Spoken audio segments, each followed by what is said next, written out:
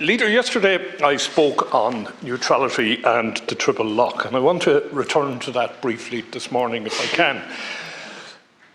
Simon Harris, the Taoiseach, is about to bring forward legislation on the triple lock.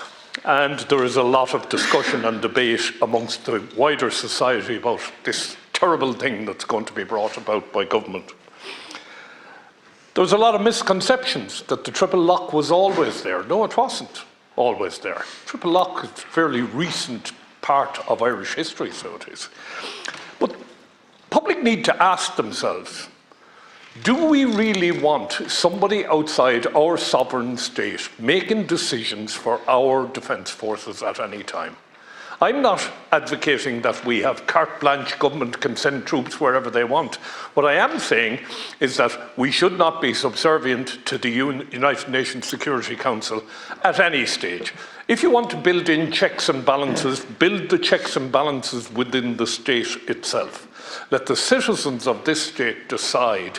I'm not saying that we go to a referendum every time we need to deploy troops, but we can build a system where, first and foremost, it's debated in the House of Parliament, the Oireachtas, both Seanad and Dáil, and perhaps maybe the Council of State or somebody like that could have an oversight of that debate. Maybe that's the way forward. But clearly what we want to do is we want to put accurate information into the public domain. That firstly, it's not in the Constitution. Secondly, it is not there since the foundation of the state.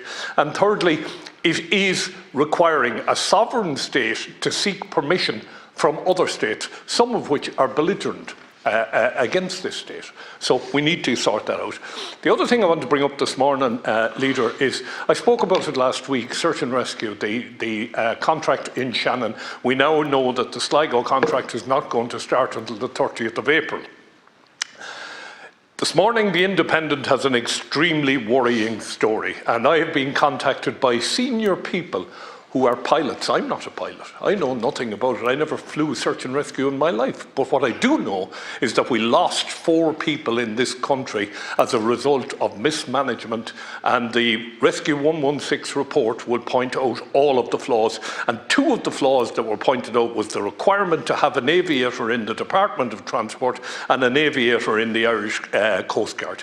Neither of those recommendations have been followed through on. We have an oversight of the, if you want, the safety requirements of search and rescue. I'm not going to go back into the company that has it, but it is not an internationally renowned company with expertise in search and rescue as far as I'm concerned, and as far as many pilots in the country are concerned. The company that has overseen these things does not have the breadth and depth of expertise that's required in this area.